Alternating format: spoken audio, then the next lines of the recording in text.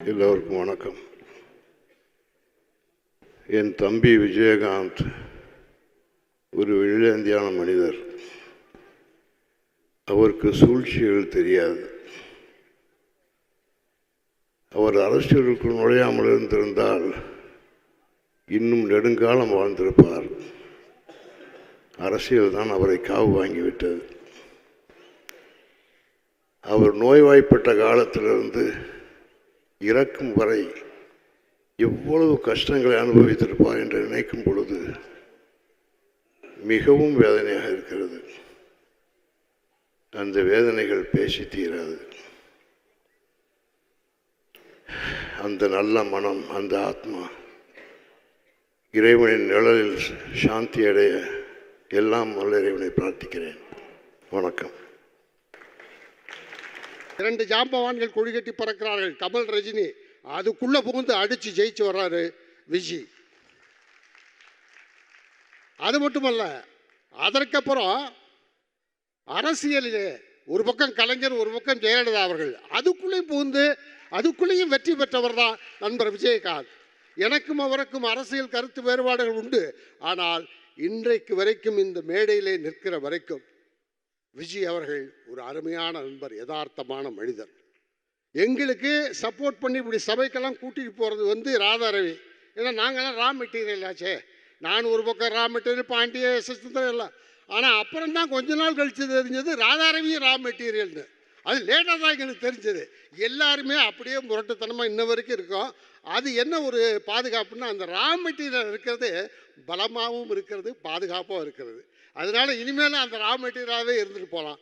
ஏன்னா மறைவு வரைக்கும் விஜய் அவர்கள் யதார்த்தம். நான் ரா மெட்டீரியல் சொல்வது என்னென்னா, கள்ளம் கபடம் இல்லாமல் நம்முடைய பிறந்த மண்ணிலிருந்து புறப்பட்டு வரும்போது எந்த விஜயகாந்த் பரிசுத்தமான விஜயகாந்த் இருந்தாரோ அந்த பரிசுத்தமான விஜயகாந்த் மறைவு வரை இருந்தார் என்பதுதான். இங்கே நான் என் பக்கத்தில் அவருடைய அன்பு பிள்ளைகள் இங்கே ஏவி பார்க்கும்போது கண்ணீர் விட்டார்கள். அவருடைய மைத்துனர் இருக்கின்றார் சுதீஷ். கண்ணீர் விட்டால் நான் அந்த தம்பிக்கு ஆறுதல் சொன்னேன், அழுகாத, இனிமேல் நீங்கள் மகிழ்ச்சியோடு இருக்கணும். எல்லா சாதனையும் செய்து விட்டார். அவர் நோய்வாய்ப்பட்டிருந்த போது பிள்ளைகளாக நீங்கள் எப்படி பார்த்து கொண்டீர்கள்? உங்கள் அம்மா அவரை எப்படி ஒரு குழந்தையாக பார்த்து கொண்டார்? கவலைப்படாதீர்கள், இன்றிலிருந்து மகிழ்ச்சியாக இருங்கள். ஏன்னா ரொம்ப மகிழ்ச்சியான ஒரு ஆள், யதார்த்தமான ஆள். பெரிய நான் அப்படி சிலேடையாக இலக்கணம் படித்து காமெடி பண்ண மாட்டார், இல்லை வார்த்தை ஜாலத்தில் காமெடி பண்ண மாட்டார்.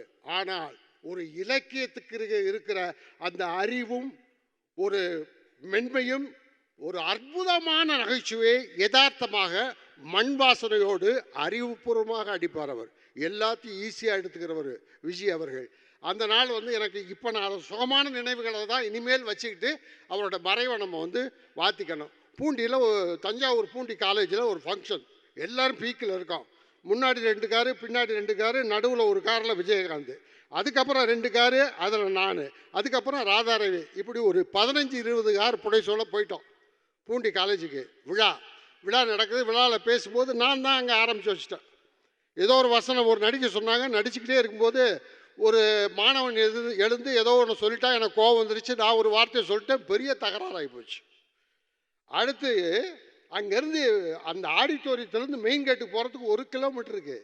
எப்படி போகிறது? ஸ்டூடெண்ட்ஸ்லாம் ஏறி குதிக்கிறாங்க, கையில் ஆயுதங்களோடு வர்றாங்க. எப்படி நம்ம ஸ்டூடெண்ட்டை சொல்லலாம் அப்படின்னு என்ன செய்யறதுன்னு தெரியல.